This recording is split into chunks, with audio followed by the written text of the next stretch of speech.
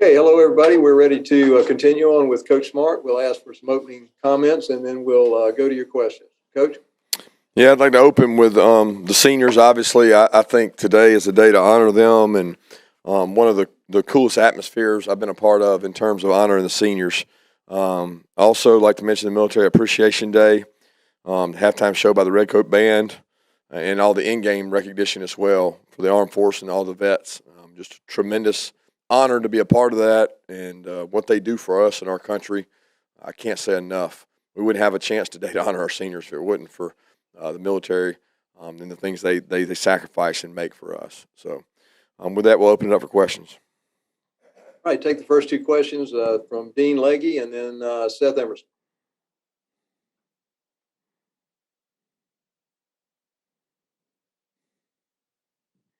Sorry about that. Kirby, I don't know if you got a chance to see Jordan after the game with the band. Can you give me a background on his relationship with the Redcoats and even just what the Redcoats mean for y'all?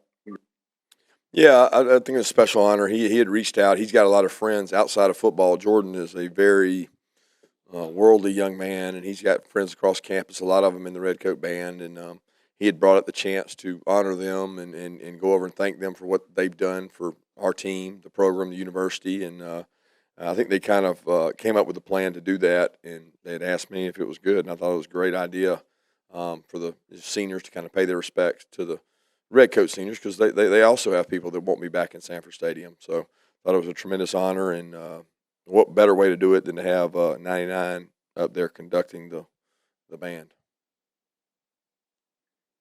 Kirby, what was behind giving Jordan the goal line play? Is that just kind of a reward for senior day? Was there any kind of effort to bolster a Heisman campaign, or what was it? It was the score. I mean, we've been in that package the whole time, and Monken had just come to me and said he'd been begging to get the ball, and he and Jalen put a lot of work in because they have to go down and go through those plays with the offense, and then we make them make up for the plays they miss with the defense. So it's a commitment for them to go down on offense, and Jalen, he wanted to catch a pass, so we told him we would flex him out and let Jordan get the ball, and we worked on ball security this week with him. And to be honest, I didn't think we'd get a chance. It was almost fate that you got the opportunity because we weren't going to do it out in the middle of the field, but the opportunity arose, and those offensive coaches wanted to do it, and I thought it was a great idea. I thought he handled it well. Let's go to Mike Griffith and then Anthony Dasher. Kirby, you've spoken about this season being a continuum and the desire to get better every single game. With all the other things going on, I don't know if distractions is the right word, but other circumstances, what were some of the things that you were focused on wanting to see out of today's football game? Just honor the seniors. We had a really short message and talked about our book and talked about what we're writing and what the next chapter would hold. And I told them I wanted them to name the next chapter because I didn't want it to be a boring or monotonous chapter. And they said send off. And that was the name of the chapter, to send these guys off right, at least in Sanford Stadium. And I thought they handled that well. They played to a standard, and they gave a lot of guys an opportunity to play. If we let the team hang around and play sloppy, and we don't get to play a lot of players that deserve the right to play. There were probably about 10 or 15 walk-ons that had never played a snap, and some of them have probably taken somewhere between 5,000 and 10,000 reps on our practice field, and they got to play a snap because of the effort of the guys that played to our standard. Hey, Coach, you started to kind of answer the question I had. You mentioned the walk-ons and some of the other, seldom used guys who got opportunity today. As far as some of those fellas go, the fact they get a chance in an actual game type situation, how can it help them moving forward through the rest of the year? Well, it can give the walk-ons a great experience, a positive momentum. When there's good morale on your team and guys that played, they certainly give better effort in practice. So I know the picture we'll get in practice will be better. And then some of the younger players got a chance to play a lot of snaps. And a lot of times you find out where you are because, sometimes they hear how good they are, and maybe they realize when they go out and play against Charleston Southern and they don't do as well as they think they should, that maybe they should go back and get to work in the weight room, get to work in the classroom, get to work in nutrition, maybe take their reps a little more serious. And I think we got some guys that maybe learned that today. Next question, Chip Towers, and then we'll go to Jake Rowe. And not to belabor the JD touchdown, but obviously that was pretty cool. You kind of touched on this earlier, but I'm assuming there's no guarantee you'll get that situation in a game. And I think I can't remember if it was Kenny McIntosh or Zamir White that got run out right there at the 2. But was there ever any question that you were going to do it right then? And how did you believe it was executed, especially that first one coming up short? Well, Monken said on the headphones, if we got, I don't remember what the play before was, but he we thought we might score there. We didn't score, and we said if we got, inside the 2, we would do it. And as fate would have it, I think it was on the 3, but he didn't hesitate, and he did it. And it was probably a little far out for the first one. Thought he almost scored there, but then Coach Monken decided to call it again, and I figured they'd know what was coming, but I don't know that it mattered.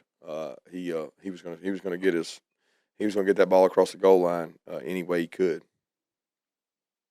Kirby, wanted to ask you, I don't really remember seeing Nolan Smith out there. Wanted to know kind of what his status was for this game. And also Chris Smith, didn't see him out there either and want to see what he may be dealing with. Yeah, Nolan's elbow from last week, he practiced all week. He was a no-contact guy, but he ran around, practiced, gave good effort, and probably could have gone if he had to have gone. But it was bothering him some, and I think he'll be fine for next week. And then Chris had a weird deal on Wednesday or Thursday. He had a bone bruise on his knee. His knee kind of buckled, really a non-contact injury, and just knee buckled. And he was not cleared, not ready to go, but we think he will be fine. So. Next question, Mark Weiser, and then we'll go to Tyler Griffith. I want to ask you about seeing Dom Blaylock getting out there today. Your thoughts on that, and then George obviously got a chance to do some pregame work, running routes. How close might he be? Not sure on George. He's still not completely cleared yet. He's got to hit percentages on his knee, on his testing. He's got jumps. He's got Cybex. He's got 15, 16 different tests he does, and when he hits a certain percentage, we think he'll be able to get cleared. But we don't know when that's going to be. It's a matter of the strength in there and making sure that he's safe. Dom had the flu this week, so we thought we'd get him back, and I think we got him back on Thursday maybe. And he's very smart, very intelligent. He was able to jump right into the game plan, and he was coming back as we kind of lost Kieris at the back of the week. Kieris was battling the flu a little bit, so those two guys kind of shared that spot, and just want to get Dom some confidence, confidence to go out and play, catch the ball, get tackled, hit people, and do some of those things. And hopefully he can spin this into some momentum. I know you touched on it earlier, how important it was to get the walk-ons out there and kind of reward them for how hard they work. Is there any that you want to call out by name, just that you thought that you saw some great things from today? Well, great things to me were getting on the field. I mean, I really believe that a young man that works really hard every day for us, we call him Sarge Haggerty. He's been here for a long time. He's a tight end. He's worked really hard, and he got to go out and play. Matt Brown, who is one of our most decorated, great players, young man, went and did an internship this summer, and Matt Brown's one of the best walk-ons I've ever been around in terms of he never complains. All he does is compete and give effort. Blake Watson is a young man that's a tackle, and I can't tell you how many snaps he's taken on that scout team, and he got to go out there and play today. Just did a tremendous job. Jalen Kennedy, a nickel, Tyler Malakis. There was a lot of guys that got to go out and play, and I was proud of them. Okay, next question, Charles Odom, and then to Palmer Thomas. You had said that you wanted to see a strong start, and only the players could determine, how many backups were able to get into the game. I think you matched the school record for points and a half, but did you worry at all about how it would go when the first possession ends in the turnover? No, I wasn't concerned. I mean, that's part of football, right? You have the ups and downs. You respond to it. Our guys have really matured. They understand that there's 4 quarters to a game. We're not going to have any game decided in the first opening drive. Would certainly like to start better and start faster, but a ball got tipped and guy made a good play. Kirby, you said this is one of the most special senior day celebrations that you've seen. What is it about the senior class that makes them so special that fans want to celebrate in this way? Well, I just think they've been through so much. I mean, they had a COVID experience, and a lot of them chose to come back because of that. So there were guys that didn't get their senior day that came back to get it. I think what they've done in terms of leadership and affecting other players on our team, their overall record over 4 years, some of them 5 years. I mean, everybody's in kind of a different spot out of that group. And I'll venture to say there'll be a lot of those guys that might be out there next year. But you know what? They'll be really good leaders by then. And I hope we get some of them back, and they can help impact our season next year. All right, let's go to Davis Baker and then to Emily Gagnon. Coach, how valuable is it for you to get some rest for your starters this late in the season, even if it is just a quarter or two?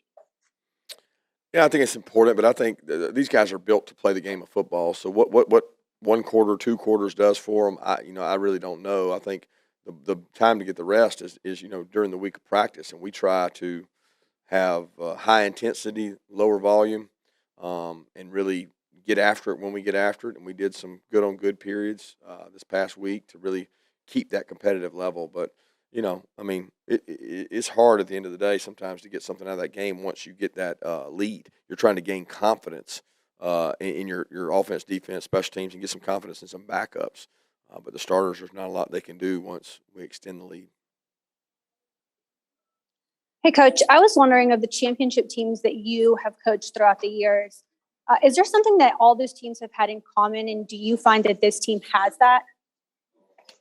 Hard to do comparisons. It's just really hard because I think everyone's so different. If there was one DNA trait of all those teams, it's usually leadership and composure. And, yeah, I feel like this team has that. But I'll be honest with you, the last 2 or 3 teams we've had, I feel like have had really good composure and really good leadership. I don't know what makes this team set itself apart from any championship team that I've had or makes it more similar. I take each one in its own entity. And every team has its own personality, and you start fresh every year. What I love about this team is that since the start, they have responded to every challenge. There's never been I don't know if we really want to practice today, Coach. They've demanded that players be where they're supposed to be, work out when they're supposed to work out, and practice the way they're supposed to practice. And I thought this week was great because we got to spend a little intentional time with the leaders and really say, hey, we're getting ready to go into this tough circuit. Let's get ready. Let's thank you for what you've done thus far in terms of leading, but now's when it matters the most. All right, next question to Connor Riley and then to Ryan Curley. Hey, Kirby, it might be hard to quantify this, but what has Jordan Davis's personality and the way he interacts with people meant to this program?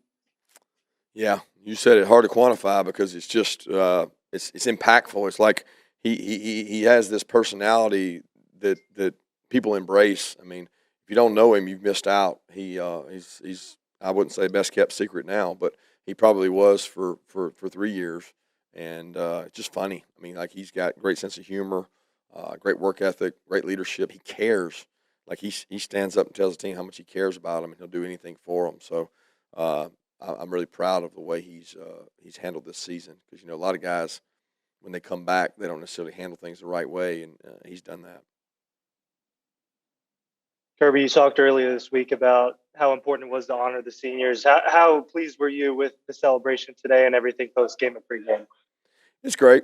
It was great. I thought the fans did an awesome job being here, and it's hard when you go down that road shaking those hands and taking those pictures.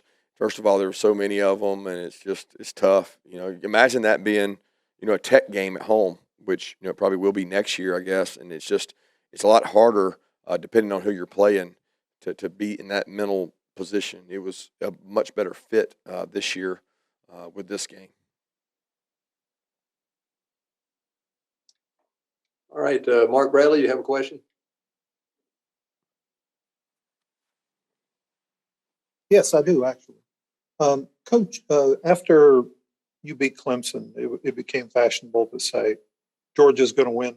Georgia's going to be favored to win the rest of its games. How impressed have you been that your team has been able to block out talk like that and just and just tend to business every week after week after week? It gives a lot of credit to those guys. I mean, if I said the same message every week over and over, it would fall on deaf ears. I mean, they would say, well, I've heard that before. Well, this game's going to be tough. Well, he said that game was going to be tough, and they've responded really well. But I mean, outside of this week, Monday and Tuesday, we probably have had some of our best practices every week, Monday and Tuesday. You know, my concern is it towards the end of the year and we're going to lose that edge on Monday and Tuesday, or was that because we were playing Charleston Southern? And I told them on Wednesday, I said, guys, we can't practice like this and continue to get better. And when you get towards the end of the year, it's the end of the year that you get remembered for. You know, March Madness. What team's playing best in March? When are you at your hottest? And we're trying to get better. We wanted to have rhythm today. You know, it was important that we went out and didn't just play it close to the vest. We went out there and went after it and played an aggressive game plan. So these guys have been excellent responding to adversity. And, you know, we've been on some tough road games. We've had some tough games here and there. I'm proud of the way they've handled everything, but there's still a road ahead. Got time for one more question, and then we'll let anybody jump in that would like to. Go ahead.